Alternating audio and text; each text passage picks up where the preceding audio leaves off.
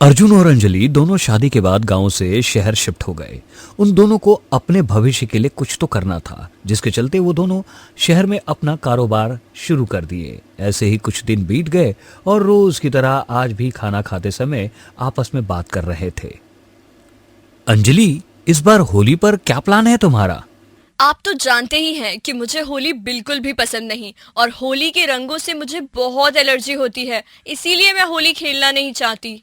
हाँ, वो तो मैं जानता हूँ, पर मैं सोच रहा था कि क्यों ना इस होली पर हम दीदी और जीजू को बुलाएं अपने घर। क्या दीदी और जीजू, तुम तो जानते ही हो ना। अंजलि कुछ कही रही होती है कि तभी अर्जुन अंजलि की बात काटते हुए उससे कहता है, तुम्हें तो मेरे परिवार वाले कभी पसंद ही नहीं है, इसलिए तो जब भी मैं उन्हें बुलाने की बात करता हूँ तो तुम आनाकानी करने लगती हो। ऐसा नहीं है अर्जुन, तुम तो मुझे गलत ही समझ रहे हो। मैं ऐसा इसलिए कह रही थी क्योंकि मुझे होली बिल्कुल अच्छी नहीं लगती और इसीलिए मैं ये होली का त्योहार सेलिब्रेट ही नहीं करना चाहती। और तुम बहुत अच्छे से जानते हो कि दीदी और जीजू यहाँ आ गए तो मुझे परेशान करेंगे ताकि मैं उनके साथ होली खेलूं। रहने दो, तुम्हारे बस हमेशा ही बहाने होते हैं। ठीक है, बुला लो उन्हें, मैं कुछ नहीं बोलूंगी अब। अंजलि की ये बात सुनकर अर्जुन खुश हो जाता है, और खुश होता भी क्यों नहीं, आखिर इतने सालों बाद होली पर उसकी प्यारी बहन और जीजू जो आ रहे थे। अब अर्जुन खुश होकर अंजलि से कहता है, अंजलि तुम कितनी अच्छी हो। चलो ठीक है, मैं आज ही दीदी और जीजू को फोन कर देता हूँ कि होली पर वो यहाँ आ जाए, इस बार साथ ही होली मनाएंगे। अब ऐसे ही कुछ दिन और बीत जाते हैं और कुछ दिनों बाद अर्जुन की दीदी और जीजू घर आ जाते हैं। उनके घर आने के बाद मानो जैसे घर में खुशी आ जाती है और वो सभी लोग खुशी से हंसी मजाक और मस्ती करते हैं।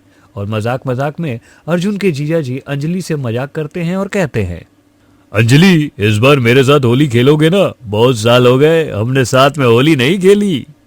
हाँ, देखते हैं। अरे अंजलि, तुम्हें तो होली पसंद ही नहीं है, तुम्हें तो होली के रंगों से एलर्जी है, तो तुम कैसे खेलोगी इस बार होली? होली तो हम खिला देंगे इनको। अर्जुन के जीजा की यह बात सुनकर अंजलि को बहुत अजीब लगता है, पर वो कुछ नहीं बोल पाती। और तभी अर्जुन बोलता है, अरे अंजलि तुम बुरा मत मानना, जीजा जी की तो आदत है मजाक करने की, वो तो तुमसे मजाक ही कर रहे हैं। हाँ, जानती हूँ। अब इसी तरह से रात हो जाती है और सभी खाना खाने बैठ जाते हैं। खाना खाने के बाद सभी अपने अपने कमरे में सोने चले जाते हैं। तभी कुछ काम किचन का बाकी रहता है, जिसे पूरा करने के लिए अंजलि किचन में जाती है।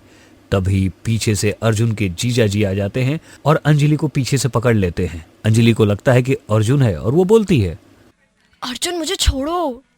अंजलि के बोलने पर भी अर्जुन का जीजा उसे नहीं छोड़ता। अब अंजलि गुस्से में पीछे पलट कर देखती है तो अर्जुन के बजाय उसके जीजा जी थे। अर्जुन के जीजा को देख अंजलि गुस्से में बोलती है, ये आप क्या कर रहे थे? मैं बुलाऊं क्या अर्जुन को? अंजलि की आवाज सुनकर वहां अर्जुन आ जाता है और बोलता है, क्या हुआ अंजलि? अब अंजलि सारी बात अर्जुन को बताती है और अर्जुन उस बात को मजाक मजाक में लेकर छोड़ देता है। अगले दिन होली थी, जिसे सभी सोसाइटी में सेलिब्रेट कर रहे थे। डीजे की आवाज इतनी तेज थी कि दूर दूर तक कुछ सुनाई नहीं दे रहा था, पर सभी लोग होली एंजॉय कर रहे थे और अंजलि अपने रूम में खिड़की से सभी को देख रही थी। तभी अंजलि के रूम में कोई आता है और अंजलि दरवाजा खोलती है। वह देखती है कि अर्जुन के जीजा सामने खड़े हैं। जीजा जी आप यहाँ? आपने शराब पी रखी है? अर्जुन के जीजा जी कमरे में आते हैं और बोलते हैं, मैं तो तेरी खूबसूरती पर पहले दिन से ही दीवाना था, पर मुझे आज मौका मिला है, आज मैं तुझे नहीं छोड़ूंगा, और ये नशा भी तेरे हुस्न का है। मैं तो आपको पहले दिन ही भाप चुकी थी कि आप सही इंसान नहीं हैं और आपकी नीयत मैं पहले से ही जानती थी। प्लीज इस रूम से जाइए वरना मैं शोर मचाऊंगी। तुम्हें जितना चिल्लाना है चिल्ला लो, क्योंकि आज यहाँ कोई तुम्हारी आवाज नहीं सुनेगा। जानती हो बाहर इतना शोर है कि तुम्हारी आवाज किसी के कानों तक पहुंचेगी ही नहीं। इतना कहते ही वह अंजलि की तरफ आगे बढ़ता है। पीछे हटिए, मेरे पास मत आइए प्लीज, मुझे जाने दीजिए प्लीज, पीछे हटिए। अर्जुन के जीजा जी अंजलि के साथ बदतमीजी करने लगते हैं। तभी वहां कोई आता है और उसे एक थप्पड़ मारता है। अर्जुन के जीजा जी को थप्पड़ मारने वाला कोई और नहीं बल्कि उसी की बीवी होती है। तुम एक नंबर के घटिया इंसान हो, मुझे शर्म आ रही है तुम्हें अपना पति बोलते हुए।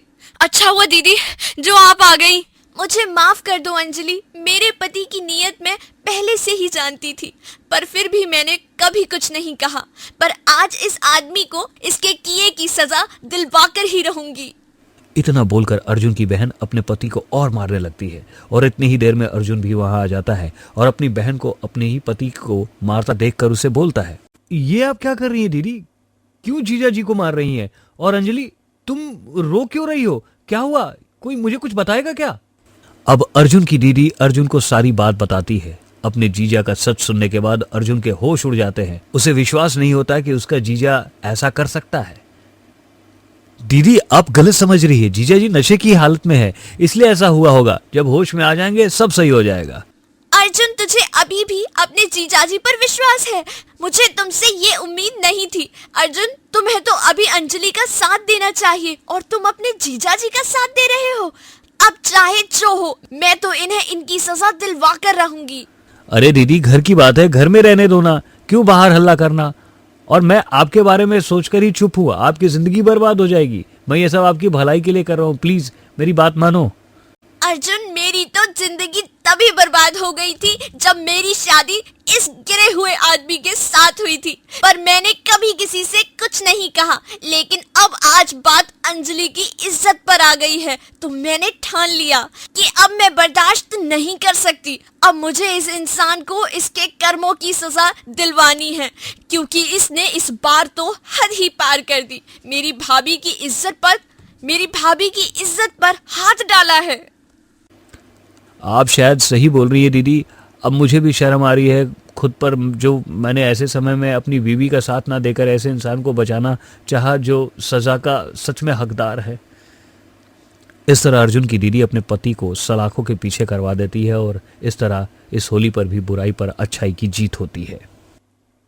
दोस्तों, यह कहानी आपको कैसी लगी? अपना सुझाव जरूर दें और इसी तरह की मजेदार कहानियां सुनने और देखने के लिए हमारे चैनल को फ्री में सब्सक्राइब करें, जिससे आपको अगली कहानी का नोटिफिकेशन मिल सके।